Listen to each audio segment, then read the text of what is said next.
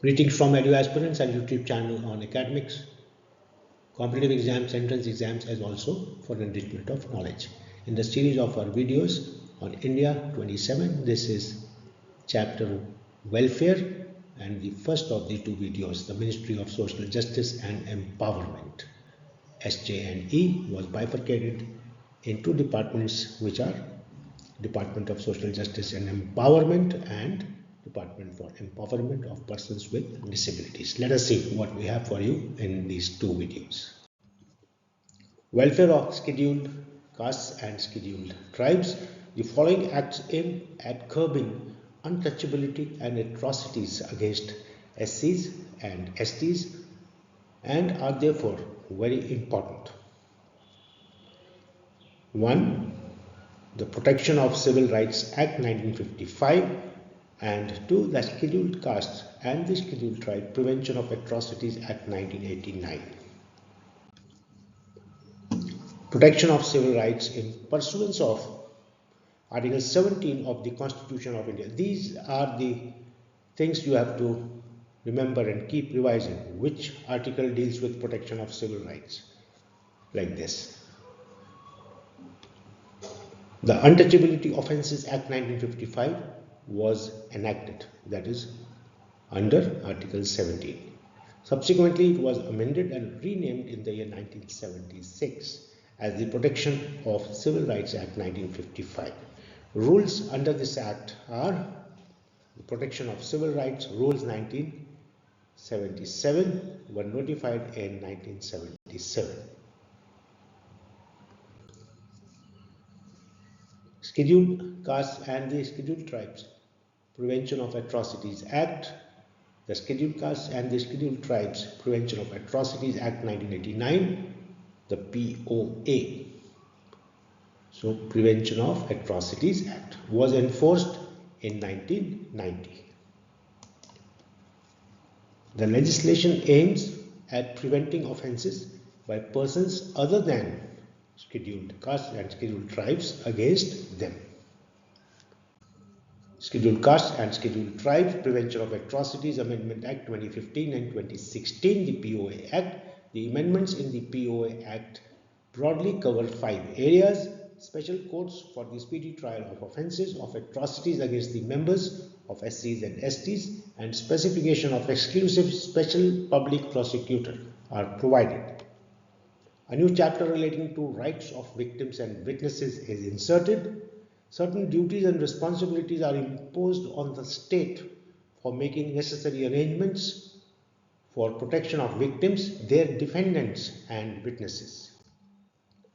Relief amount of 47 offences of atrocities is provided for, and phasing of payment of relief amount rationalized.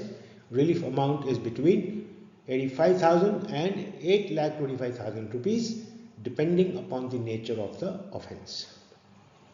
The admissible relief is to be paid within 7 days. All this figure data is important. Investigation and filing of charge sheet is to be done within 60 days. This is to be remembered. National Commission for Scheduled Castes and Scheduled Tribes, NCSC, was set up under Article 383, another important thing to remember, of the Constitution in 1990. It was bifurcated into 2 commissions, namely National Commission for Scheduled Castes and National Commission for Scheduled Tribes. By the 89th Constitutional Amendment Act 2003, this was done. So this is also important. Function of NCSC as enumerated in the Article 3385 of the Constitution are: A. To investigate and monitor all matters relating to the safeguards provided for the scheduled castes under the Constitution or under any other law for the time in force or under any order of the government, and to evaluate the working of such safeguards. B. To inquire into specific complaints with respect to the deprivation of rights and safeguards of the scheduled castes. C. To participate and advise on the planning process of socio-economic development of the scheduled castes and to evaluate the progress of their development under the Union and any state. D. To present to the President annually and at such other times as the Commission may deem fit reports upon the working of those safeguards. E. To recommend measures that should be taken by the Union or any state for the effective implementation of those safeguards and other measures for the protection, welfare and socio-economic development of the scheduled castes. And F. To discharge such other functions in relation to the protection, welfare and development and advancement of the scheduled castes as the President may, subject to the provisions of any law made by Parliament by rule specify. Special Central Assistance.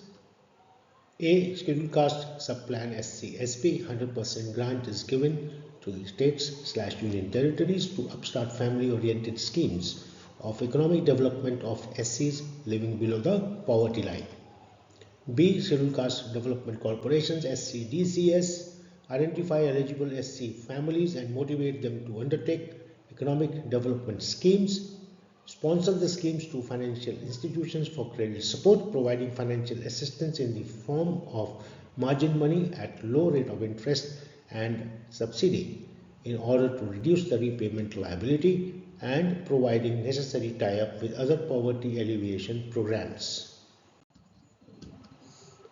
C. National Scheduled Caste Finance and Development Corporation NSFDC provides special financial assistance as concessional loans to scheduled caste families and skill cum entrepreneurial training to their youth for their economic development.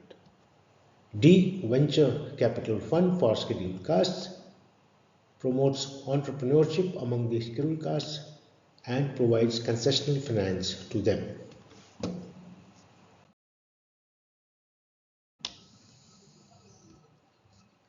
E. Credit Enhancement Guarantee Scheme for SCs, a credit enhancement facility for young and startup entrepreneurs belonging to scheduled castes who aspire to be part of neo middle class category with an objective to encourage entrepreneurship.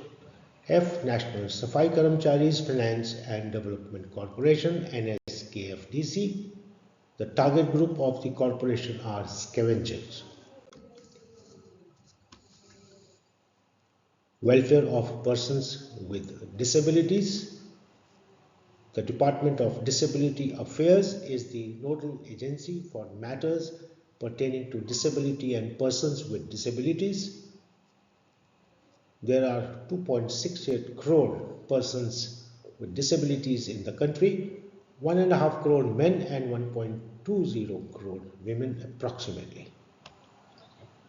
These include persons with visual, hearing, speech and locomotor disabilities, mental illness, mental retardation, multiple disabilities and other disabilities. Constitutional provisions. The preamble and part 3 of the Constitution has provisioned rights and duties for the persons with disabilities. The directive principles of state policy in part 4 article 41 envisage right to work, to education and to public assistance in certain cases. Also 11th schedule to article 243G and 12th schedule to article 243W pertain to panchayats and municipalities respectively for implementation of schemes for economic development and social justice, include welfare and safeguarding the interests of persons with disabilities among other weaker sections of the society. The departments that deal through following legislations with the different aspects of disability and welfare and empowerment of the persons with disabilities. The Rehabilitation Council of India Act 1992, the Persons with Disabilities Equal Opportunities, Protection of Rights and Full Participation Act 1995, and the National Trust for the Welfare of Persons with Autism, Cerebral Palsy, Mental Retardation and Multiple Disabilities Act 1999. Department of Empowerment of Persons with Disabilities has formulated the Accessible India campaign Sugamya Bharat Abhiyan as a nationwide campaign for achieving universal accessibility for persons with disabilities, PWDs. Persons with disability, Section 2T of the Persons with Disabilities Equal Opportunities Protection of Rights and Full Participation Act 1995 defines a person suffering from not less than 40% of any disability as certified by a medical authority. So this 40% figure is to be remembered for disability questions in your forthcoming exams. The disability being A. blindness, B. low vision, C. leprosy cured, D. hearing loss, E. locomotor disability, F. mental illness, G. mental retardation, H. autism, I. cerebral palsy, or J. a combination of any two or more of G, H and I. The following national institutes, apex level institutes, have been set up in each major area of disability, and these are, and they have to be remembered: National Institute for the Visually Handicapped, where? Dehradun. National Institute for Orthopedically Handicapped, Kolkata. Ali Yawat Jang National Institute for Hearing Handicapped, Mumbai. National Institute for the Mentally Handicapped, Secunderabad. National Institute of Rehabilitation Training and Research, Cuttack, that is in Odisha. Institute for the Physically Handicapped, New Delhi. National Institute for Empowerment of Persons with Multiple Disabilities, Chennai. And these institutes are mainly responsible for conducting innovative researches, organize training programs for manpower development, and deliver services in the country. The Artificial Limbs Manufacturing Corporation of India, Alimco at Kanpur, is a public sector body engaged in the manufacturing of aids and appliances for persons with disabilities. 5 composite regional centers, CRCS, for the persons with disabilities are located at Srinagar, Lucknow, Bhopal, Sundarnagar and Guwahati. 4 regional rehabilitation centers for spinal injuries and other orthopedic disabilities are at Mohali, Cuttack, Jabalpur and Bareilly. These are providing services for basic management and follow-up of the spinally injured. This brings us to the end of our first of the 2 videos on welfare. The second video on chapter 27, India, on welfare will be uploaded soon. Subscribe, like, share and do press the bell icon for updates. Keep revising, you will get questions in your forthcoming exams from this video also.